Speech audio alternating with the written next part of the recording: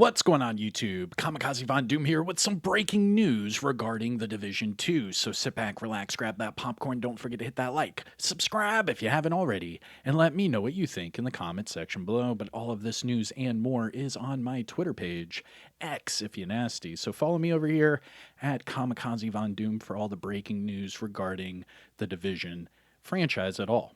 Now, this was just posted from the developers, so let's go ahead and pull this up.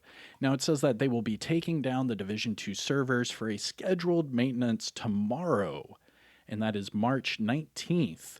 And this is going to be from 04:30 to 7:30 a.m. Eastern Time. Now, remember, that is estimated downtime of 3 hours, so it could go longer. We'll see what happens. But they do have patch notes for us. So, here are your title update 20.2 patch notes. Let me go ahead and show more. Ooh, and there is quite a list. Okay, so let's go to the top. Now, starting with Manhunt. So they have fixed an issue with the progression meter displaying incorrect progression percentages for the current Manhunt. I think everyone's been talking about this one, me included. I think my Manhunt says like 48% or something like that, and obviously it's at 50. Next up, it says they fixed an issue that is causing the Manhunt percentage not to update. Yep, same thing, okay. They have added missing VOs, reaction lines to story characters in the castle settlement. So we're going to have more voiceovers over there at the castle. And they have fixed an issue with the Year 4 Season 11 climax mission that allowed the fences to be jumped, preventing the objective from updating. Okay. And those are your Manhunt fixes. Tinkering. We've had a lot of people ask about tinkering. So first up, they have fixed an issue that hindered the optimization of the first attribute incoming repairs on the Catharsis. So the Catharsis has been fixed. The Capacitor, they have fixed an issue that hindered the second core attribute damage to armor. So they fixed that issue as well. They have also fixed an issue that hindered the optimization of the attribute on exotic weapons if it's a weapon type specific core attribute. Exotic items can now be optimized to its maximum values by default without the need to extract attributes. They have fixed an issue where the progression bar would display incorrectly the arrow for lower value optimization exotics. Okay. Localization, audio bugs, menus. None of these are the issues with the tinkering system. Maybe it's this one. Fixed an issue where the menu was crashing when two items of the same type are equipped. That might be the issue that I'm thinking of, but for some reason, for me personally, every time I have a Scorpio on my character, it like messes with the menu. And I was wondering if it was just like something with the shotguns, but it's looking like if you have two of the same equipped, and I had the Scorpio and the lefty, so that makes sense. Okay. Moving on to Descent fixes. They fix an issue where the strained talent was appearing twice during the Wraith talent pool. To prevent the Vindicator exotic purchase from the NSA store from retaining the same attributes displayed, its stats will now be re-rolled in the store every 24 hours. Oh, okay. So before, whenever you were buying the Vindicator, it would show you an attribute, whether it be accuracy, stability, damage targets at a cover, whatever. And once you bought that item, you could keep buying that item and it would have the same attribute. Now it's saying that the attributes will change every 24 hours for the Vindicator. They fix an issue with the Black Friday named LMG not dropping from reconstructed caches. They fix an issue resulting in not receiving any collectibles, so that's big. So the Descent weekly collectibles has now been fixed. That's a big problem that a lot of people were talking about. The projects, they fix an issue that allowed the completion of any stronghold or hard... Oh, what? I didn't know about that. They fixed an issue that allowed the complete any stronghold on hard or any higher to be completed by undertaking any mission. What? That would have been nice to know. Vanity.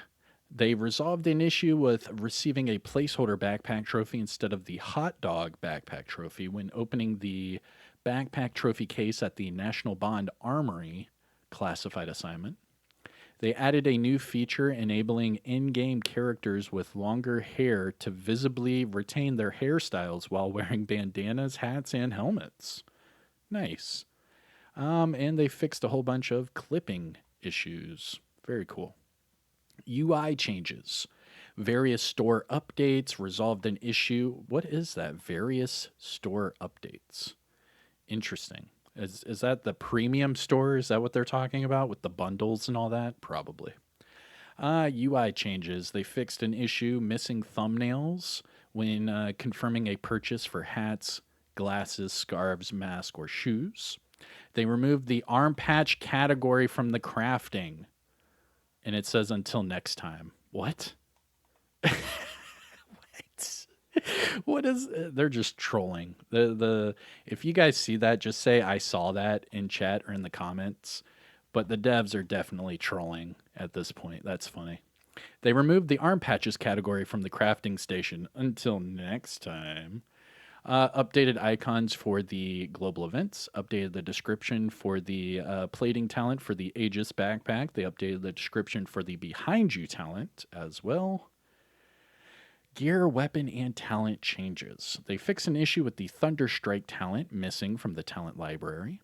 They reverted the Dr. Holm rifle changes. It now grants armor kits on kill instead of headshots. Dang. So Dr. Holm is now back to normal. They fix an issue with the collector exotic chest piece not being purchasable at Anaya's. Now remember, whenever you get a new exotic, you have to purchase that blueprint from Anaya. So just remember that. They fix an issue with the Iron Lung exotic LMG blueprint not being purchasable at Anaya as well. They fix a talent where the... Ooh. So now you can use Focus with the Vindicator exotic. That's huge. You can now use Focus with the Vindicator exotic. Very good. Fix an issue where the Pummel talent would remain in either enabled or disabled mode after equipping. Okay, that's horrible. You just put on Pummel and then it's on forever. That's sick. Countdown. They fix an issue with the countdown requisition station unlocking after completing the tutorial. Okay. PvP changes. They updated the Aegis 4-piece description for PvP. So they are making it for PvP. And the Mosquito will now have a PvP option. So the new Aegis gear set and the new Mosquito exotic are both going to be for PvP now as well. The Aegis, I cannot wait to see what they're doing for PvP for that, because that's damage reduction. So that's going to be pretty killer. Global events, they fixed an issue where the challenges tracking UI was missing for the global events. And other changes. Here we go. Final stretch. They fix an issue with empty screens and infinite loadings when trying to load any character on console. They fix an issue with missing textures on handguns during the Pentagon safe house cutscene.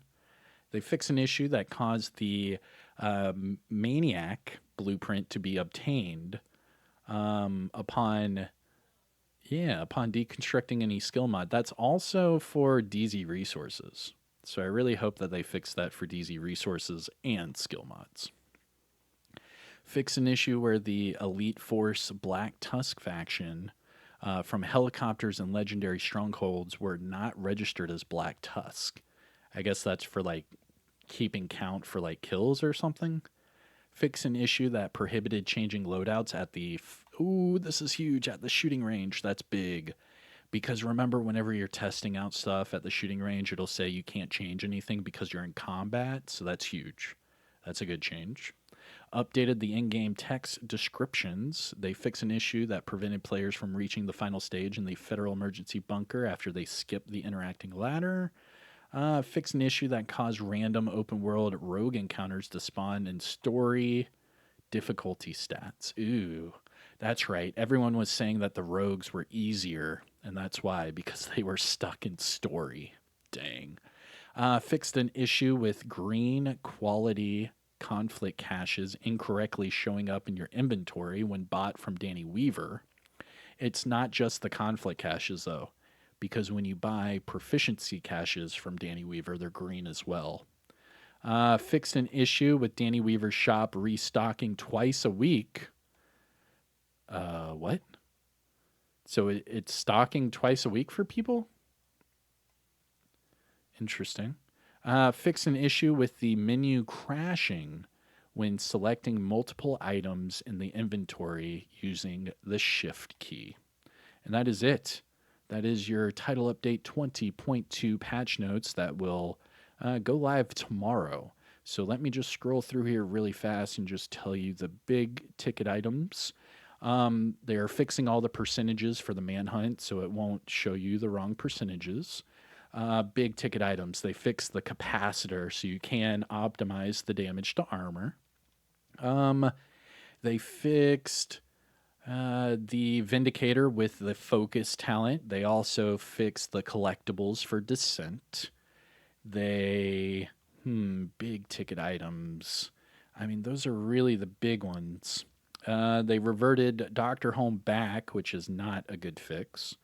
A lot of the exotics are going to be able to be, their blueprints will be purchasable from Anaya, so that's another good change. So if you have a lot of the new exotics and you haven't purchased the blueprints, you can do that tomorrow. And also tomorrow, testing out the Aegis and the Mosquito exotic pistol for PvP. I'm wondering what they're going to do for PvP because it says they're adding descriptions for PvP. So that's going to be interesting as well. Any last ticket items? That's about it. All right. So a lot of changes are coming tomorrow, which is good. And some really good changes are happening tomorrow. Now, as far as anything negative, I can't really think of anything negative. Maybe the Doctor Home going back to normal. That's probably the only negative change. But that's just because the Doctor Home went from not powerful to extremely powerful to now it's going to be not powerful again. So that's going to be interesting to see as well. But all right, everybody, that is it. That's all I have for you. And just a reminder, all of this news, information, and more is on my Twitter page, X, if you're nasty. So follow me over here at Kamikazevondoom for all your Division news for anything Division related. But that's it for me. I hope you have a great day. I am Kamikazevondoom. Take care of yourself, and I'll see you in the next one. Take care. Peace out.